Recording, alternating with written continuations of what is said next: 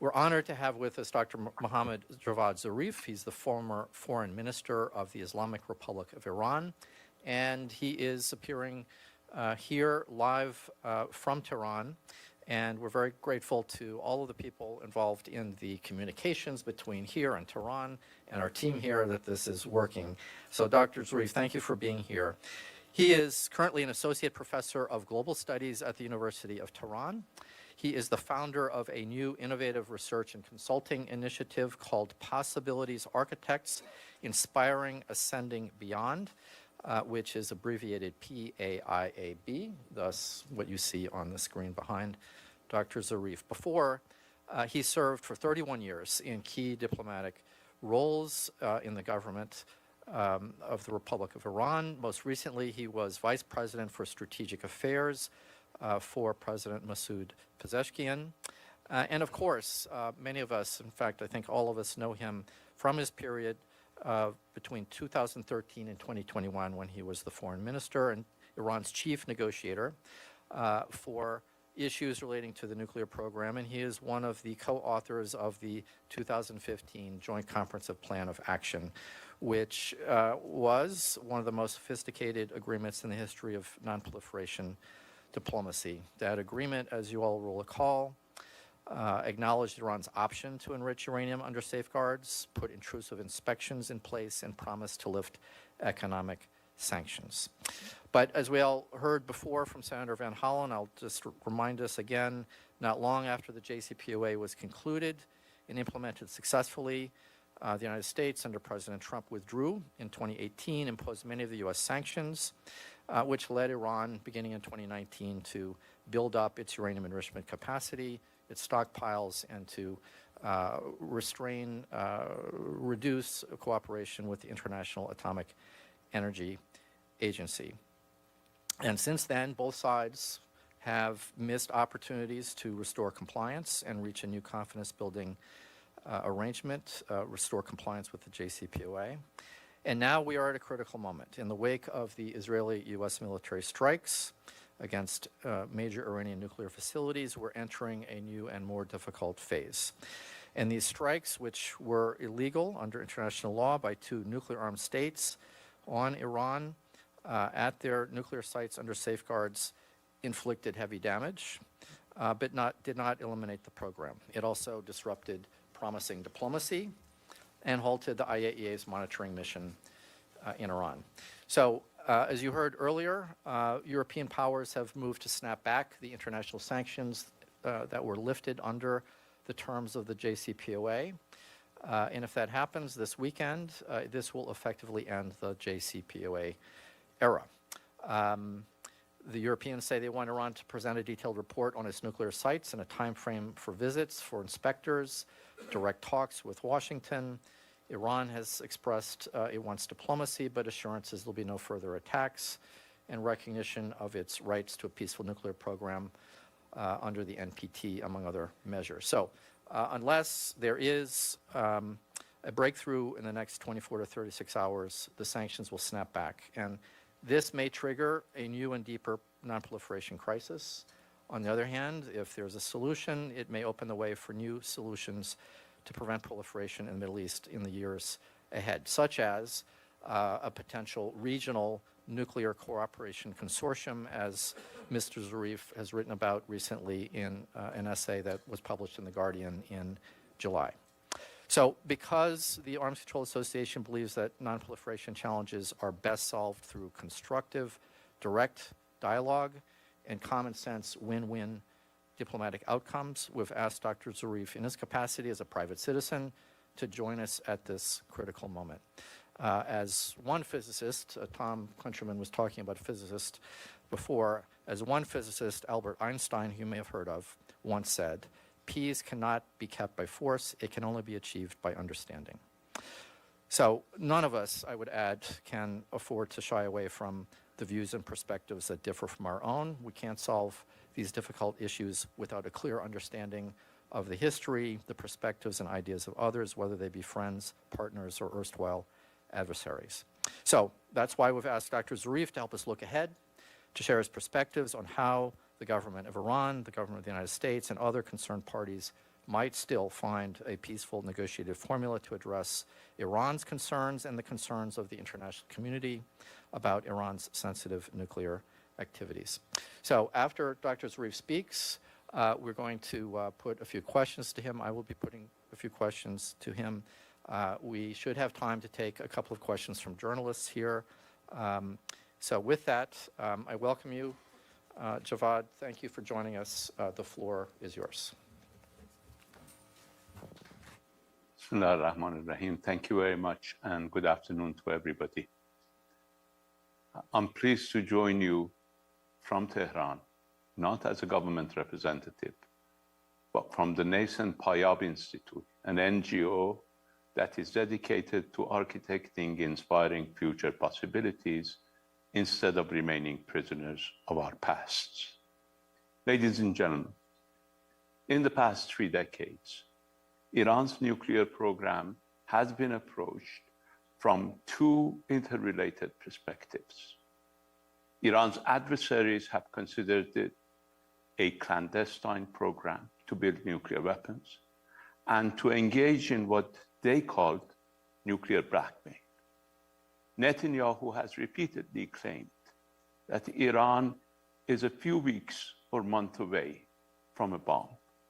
He has led this campaign since the mid-1990s, well before Iran even had an enrichment program. On the other side of the spectrum, more reasonable observers have considered Iran's enrichment program as a lawful program to acquire the so-called legal capability.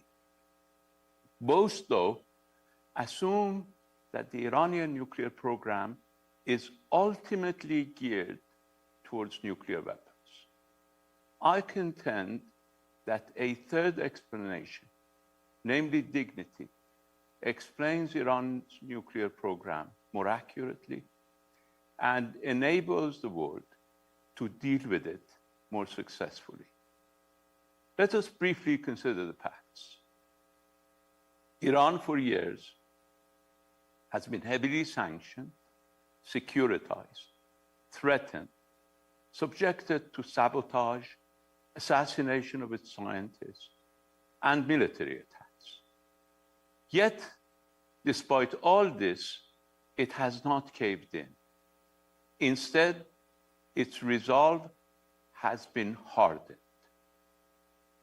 The so-called crippling sanctions of the Obama administration and 6 UN Security Council resolutions only managed to increase Iran's enrichment capability from less than 200 centrifuges in 2003 to 19,000 in 2013. In 2009 and 2010, the Stuxnet cyber attack by US and Israel, and Israel's assassination of Iranian nuclear scientists briefly slowed Iran, but it was immediately followed by further enhancement of Iran's capacity. Under the so-called maximum pressure, after Trump's 2018 withdrawal from the JCPOA, Iran expanded its enrichment activities from nearly 5,000 separative work units in June 2019 to nearly 130,000 in June 2025, and from under 4% to over 60% purity, while drastically reducing cooperation with the IAEA. In late 2020, Israel assassinated Iran's most prominent nuclear scientist, Dr. Mohsen Fakhrizadeh. In response, Iran's parliament quickly passed a law to increase nuclear enrichment and limit inspector access. Rather than intimidating Iran, that terrorist operation killed any possibility for a compromise with the incoming Biden administration. I should add that this eventuality was actually the stated objective of Israel's terrorist operation. Believe it or not, Netanyahu considers dialogue and stability as his real existential threat. Just a few months ago, two nuclear-armed powers launched an intensive 12-day campaign aimed at Iran's nuclear infrastructure. The strikes targeted Iran's scientists, enrichment sites, and more. Yet, Iran did not surrender or renounce its nuclear program.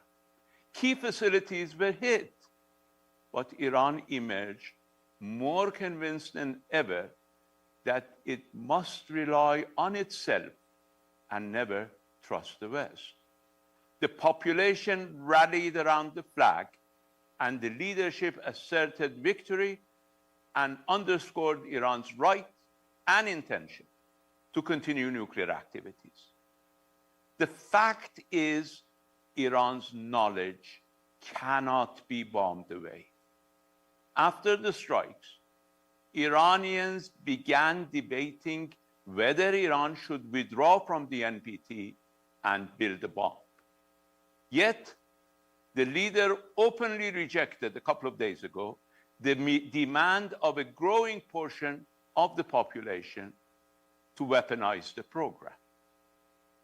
Now, let us state the two prevailing approaches and see whether either can explain the past 30 years. The first treated Iran as a potential proliferator that must be constrained at all costs. The second assumed that Iran's goal is to obtain at least a latent nuclear weapons capability, the so-called legal capability, for deterrence. Both tend to interpret every Iranian action as dishonest, as part of a secret bomb plan, or at least an ambition to be one step away from a bomb.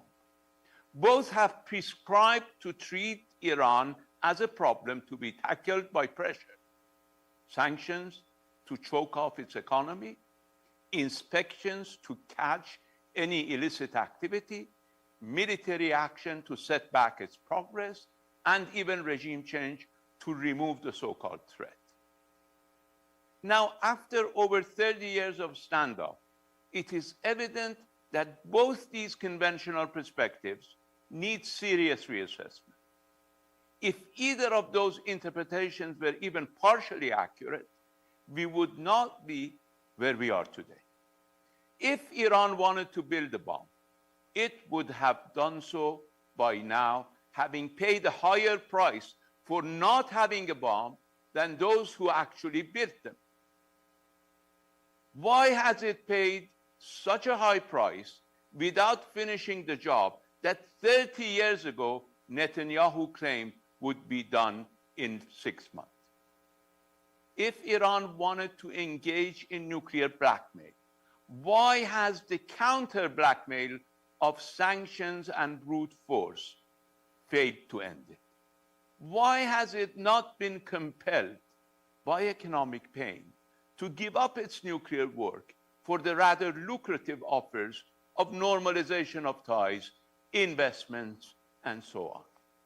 Alternatively, if Iran wanted the enrichment program to provide deterrence through legal capability, why doesn't Iran either stop enrichment or opt for building a bomb, now that it has been proven that its enrichment program, far from being a deterrent, has been a pretext as well as a target for attacks and an excuse for economic pressure? But Iran has done neither. It did not capitulate, nor did it dash for a bomb, even now, when popular demand is high and legal justification can be easily produced. Iran instead has steadfastly continued nuclear development without weaponization.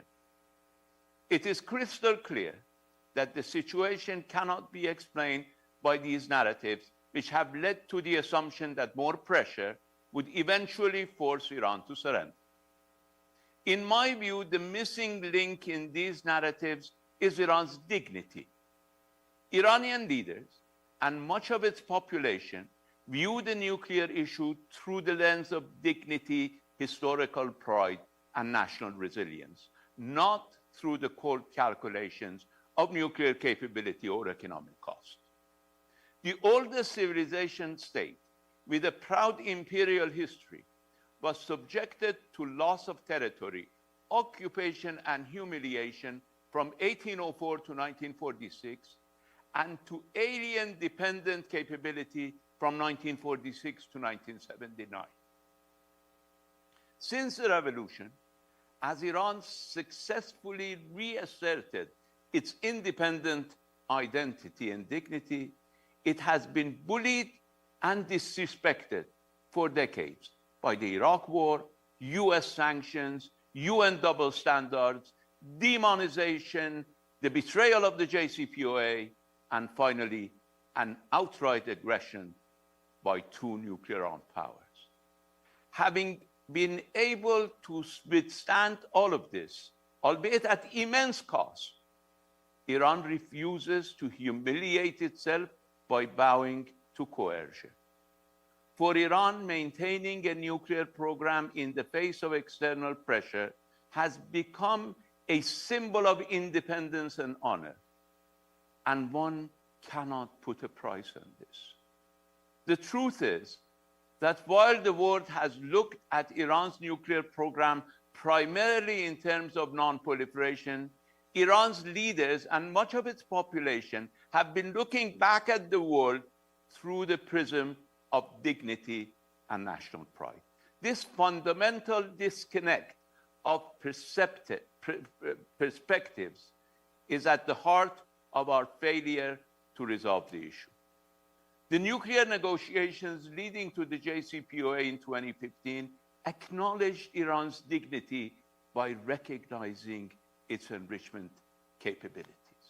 Treating Iran as an equal enabled Iran to accept limits and unprecedented monitoring. That agreement was possible only when the US and others engaged Iran on the basis of reciprocal mutual respect. That did not last long, as old habits die hard.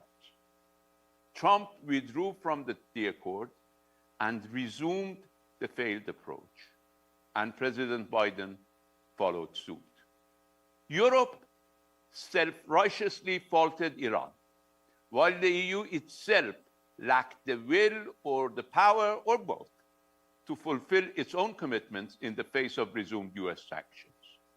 Worse yet, the three European countries openly endorsed war against Iranian nuclear capabilities.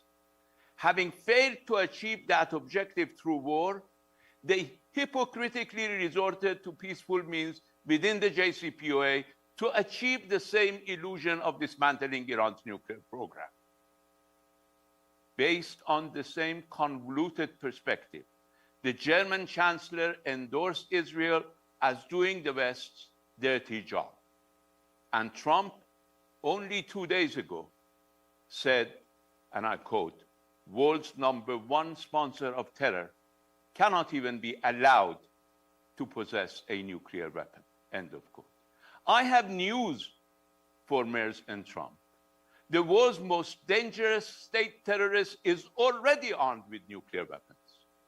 Genocide and forced starvation against 2 million people in Gaza, apartheid and settler violence against millions more in the West Bank, weaponized pagers, carpet bombing, and destruction of infrastructure against civilians in Lebanon, Syria, and Yemen, and murder of all 23 members of an extended family, or 86 residents of an apartment building in Iran to kill 2 scientists. And all of that just in the last 12 months. Its terrorism extended even against countries that contemplate normalization with Israel.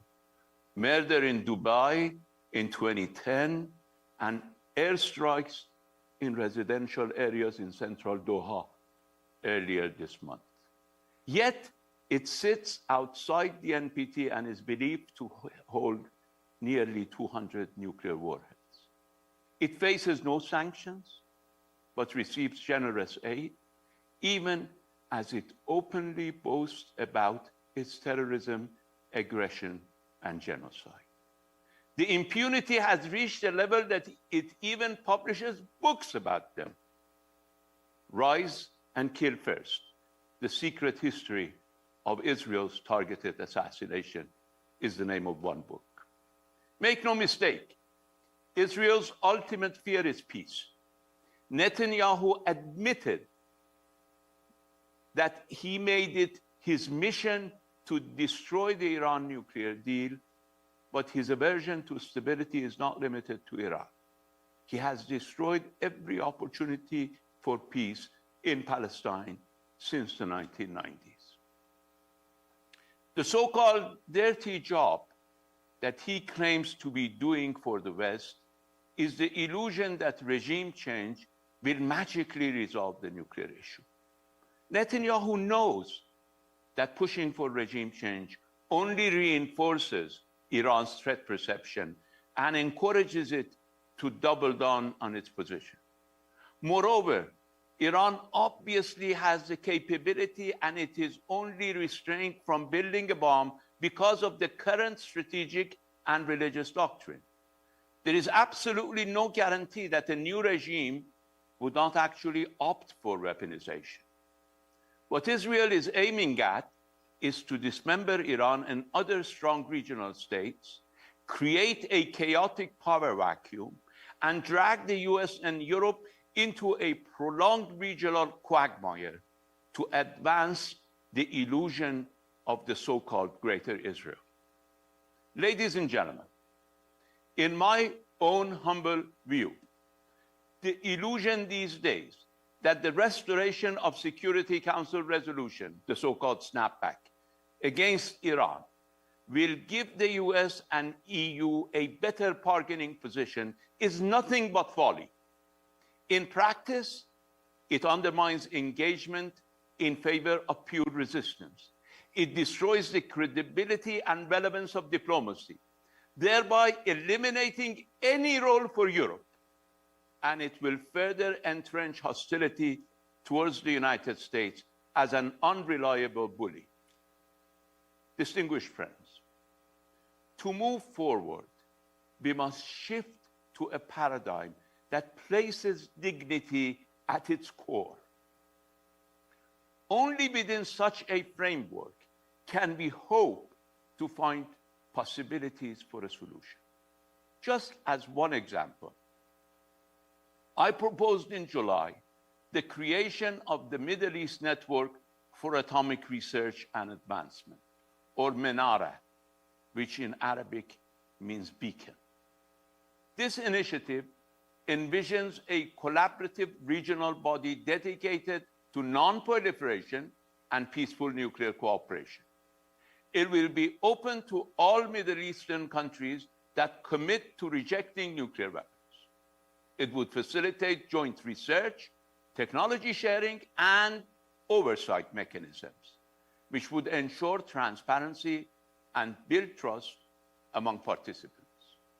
We can and should envisage similar initiatives founded on inspiring possibilities for West Asia to reclaim agency in shaping its own future.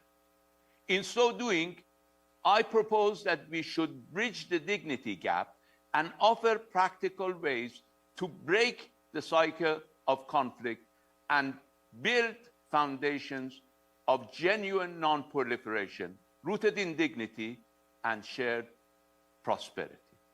Let us escape from the prison of our past failures, reevaluate our failed assumptions, consider mutually respectful approaches, and thus build possibilities for an inspiring future. Thank you very much for your attention.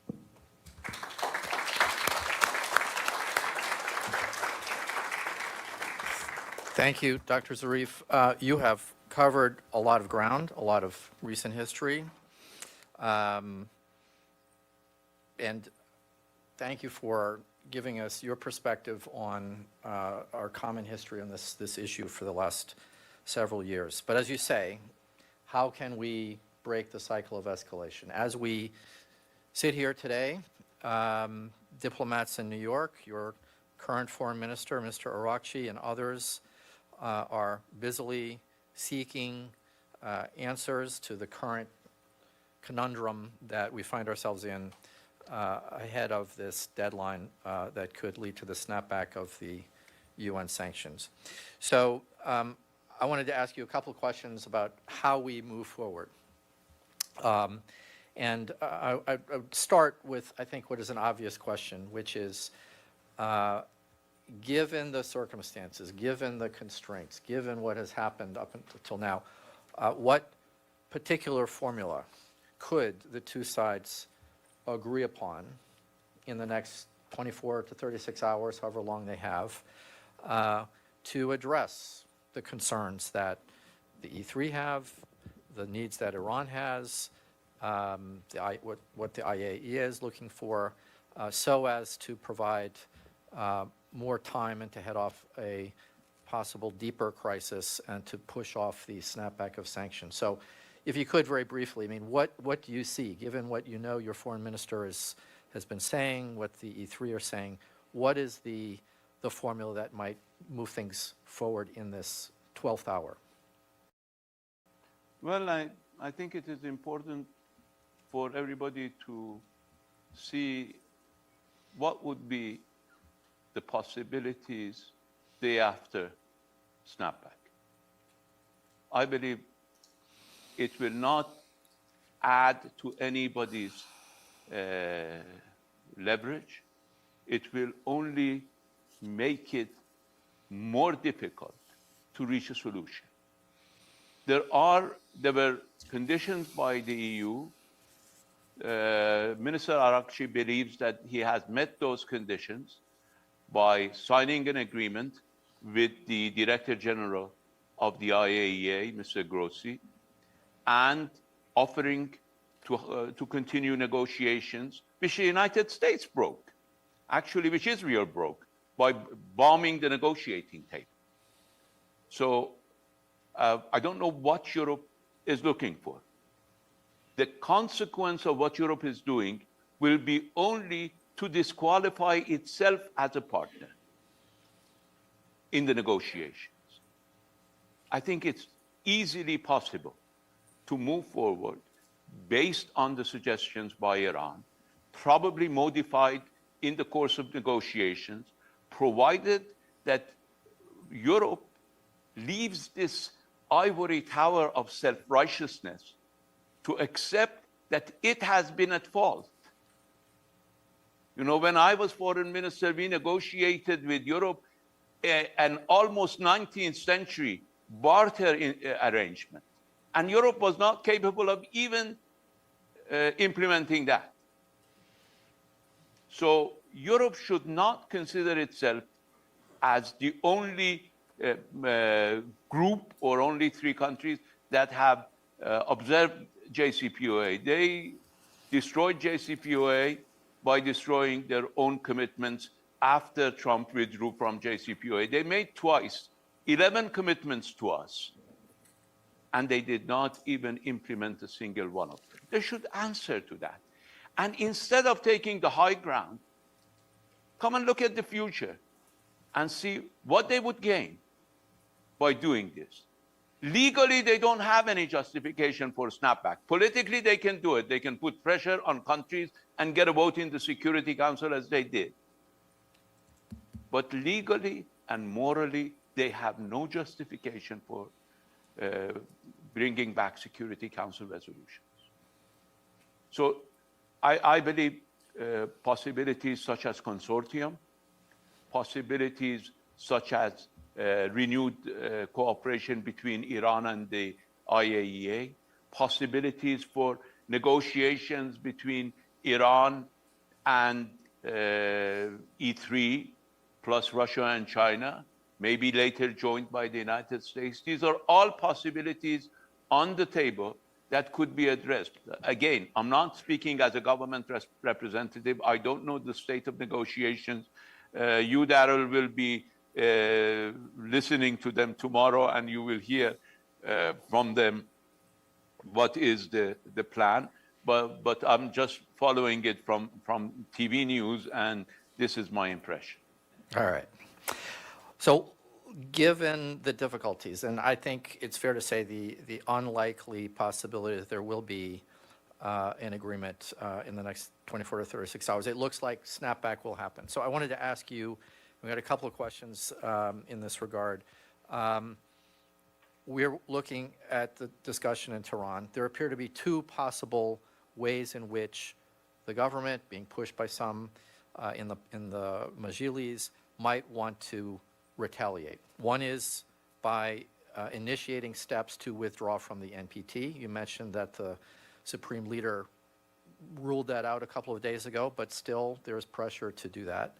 And then second, ending or slowing further cooperation with the IAEA. And let me just, before I ask you to address the question about those two things, let me note that it is hard for me to understand how initiating withdrawal from the NPT is going to assure the world that the program is peaceful. It is befuddling to understand how ending cooperation with the IAEA is in Iran's interest, because it is in Iran's interest to show that the program, what the program is doing, that Iran is not crossing weapons thresholds. So your perspectives on, as an observer, as a sharp analyst inside Iran, how will this play out in the next few days? And what is your personal opinion about whether either of those two approaches is wise and why it would not be wise? Sir. Well, the argument of those who underscore the need for further cooperation is extremely weak now, because the cooperation, I mean, after Trump withdrew from the JCPOA, Iran fully cooperated with the IAEA for a full year, and implemented the JCPOA for a full year.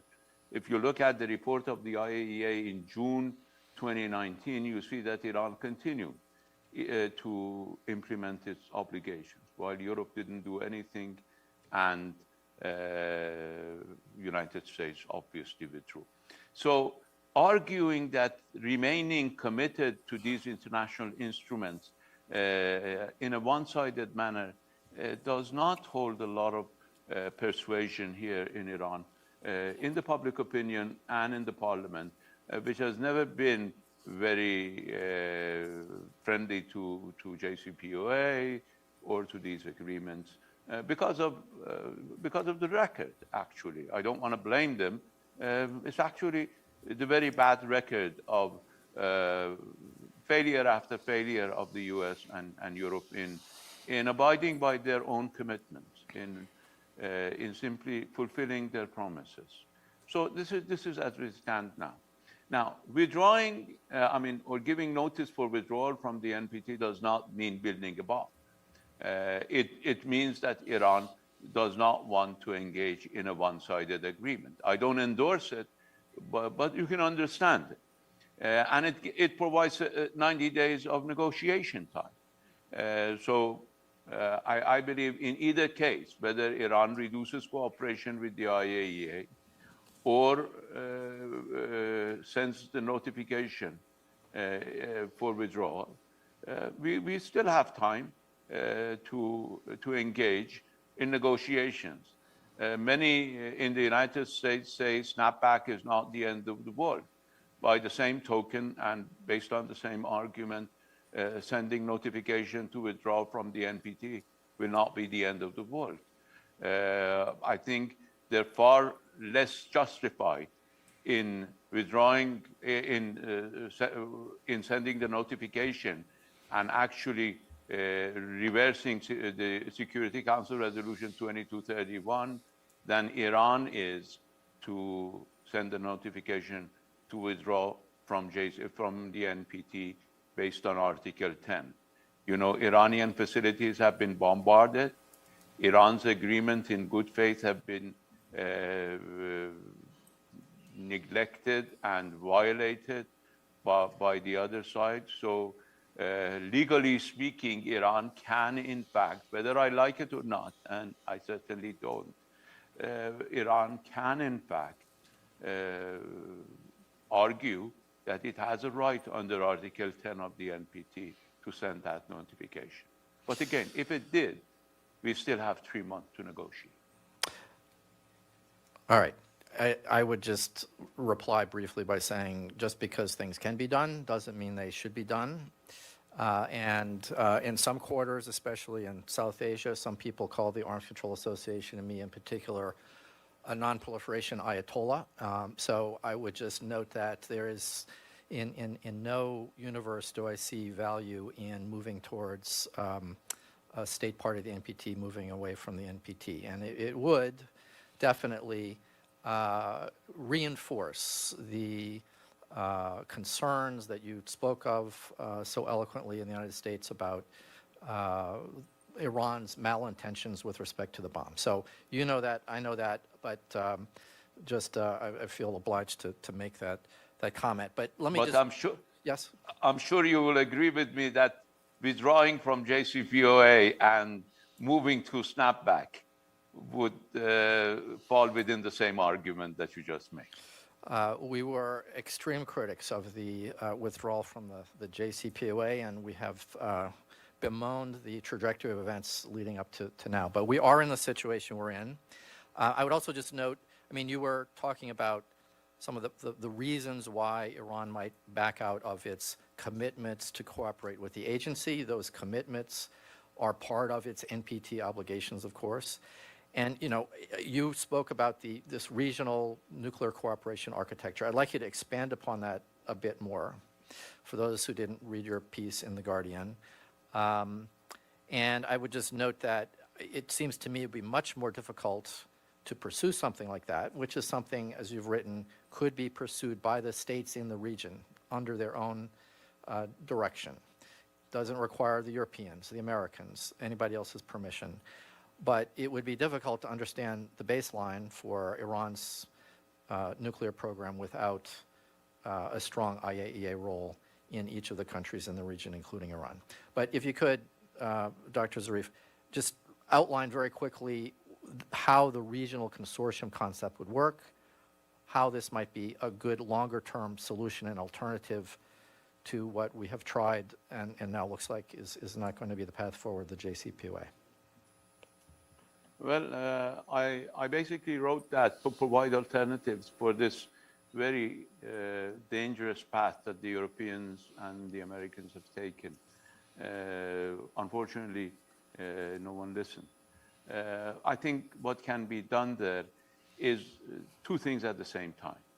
Non-proliferation, a strict non-proliferation regime that would include very strict mutual monitoring, reciprocal monitoring of countries in the region by their own representatives, by a group of representatives, experts from these countries in the region to monitor every country of their obligation. This has happened between, as you know, between Argentina and Brazil. They have a mutual monitoring mechanism.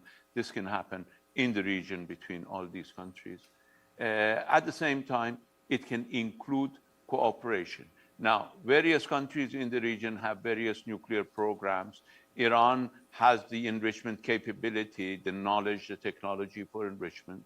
Others may have other abilities and expertise, and we can exchange them based on the level of expertise, financial possibilities, and other arrangements to have a consortium, not just for enrichment and for fuel, but in fact for even for fusion. I believe fusion is the future of nuclear energy, and we can in fact cooperate with Saudi Arabia and with others in the field of fusion. I was given, when I was vice president, proposals by many, including some American companies, that we can engage in a three-way cooperation with Saudi Arabia and the United States to engage in research on and in fact implementation on fusion. As you know, Iran's scientific base is extremely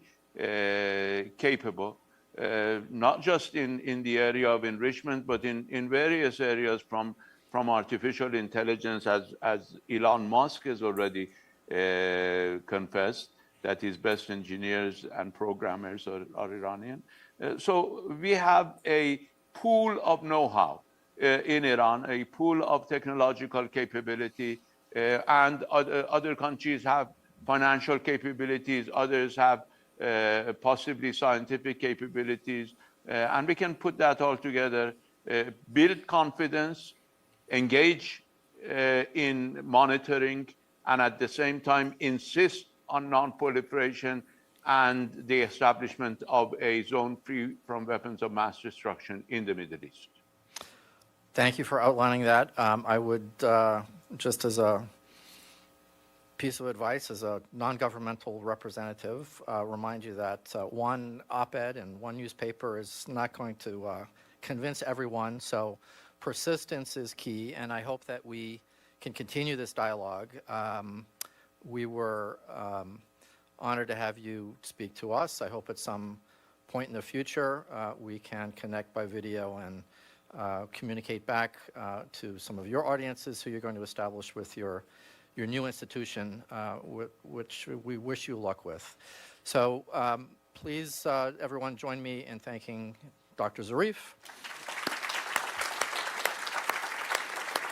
Thank you very much. It was a pleasure being with you, and I want to ask you, as I did in my introductory remarks, to join me in presenting possibilities, alternatives, forward-looking possibilities in op-eds, in research papers, and the like. And I also look forward to welcoming you either by video link or in person in Tehran. You're not designated here, Daryl. I am designated in the US, so I can't travel to the United States, but you will always be welcome to travel to Iran. Thank you. I'll have to check with my wife about whether I'm designated or not, but thank you, sir. All right, we will see you once again at some point in the future. Be well. Thanks. Thanks.